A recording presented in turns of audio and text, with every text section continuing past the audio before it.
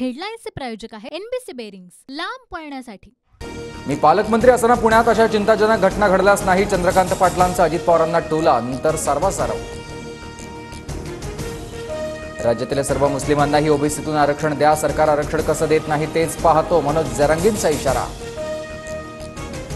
धर्माच्या नावानं कुणालाही आरक्षण मिळू शकत नाही, जरांगींच्या मुस्लिम आरक्षणाच्या मागणीनंतर नितेश राणेंचं उत्तर। 1994 मधील आरक्षण रद्द करा, कशाच्या आधारे आरक्षण दिलं, 13 जुलैपर्यंत श्वेतपत्रिका काढा, जरांगींची मागणी। जरांगींचं बोलणं म्हणजे आता पारावरच्याच गप्पा, हाकेंची टीका। 1994 मध्ये शरद पवारांनी आरक्षणाबाबत निर्णय घ्यायला हवा होता, निर्णय न घेतल्यानं आज मराठा समाज आर्थिकदृष्ट्या दुर्बल, उदयनराजेंचा आरोप।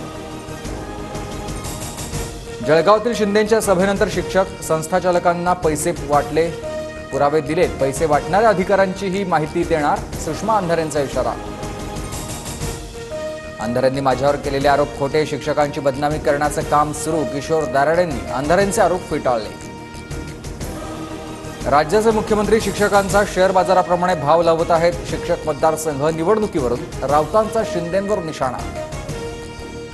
भोंगा वाजवणाऱ्या काही लोकांना बांबू लावला पाहिजे, मुख्यमंत्री शिंदेंचा नाव न घेता संजय राऊतांवर निशाणा, शिंदेंची भाषा टपोरी, भाजप याला मान्य करेल का, आदित्य ठाकरेंचं उत्तर।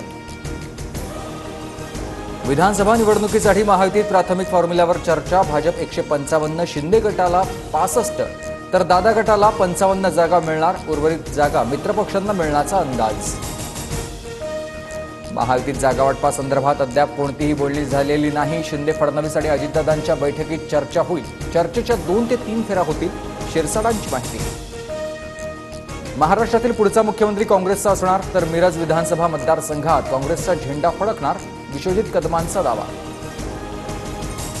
पिंपरी चिंचवडच्या चिखली आणि स्पाईन रोड परिसरामध्ये ढगफुटी सदृश्य पाऊस, जोरदार पावसानं रस्त्यांना नदीचं रूप, तर अकोल्याच्या पर्वतरांगांमध्ये पुराचं पाणी शेतात, मोठं नुकसान।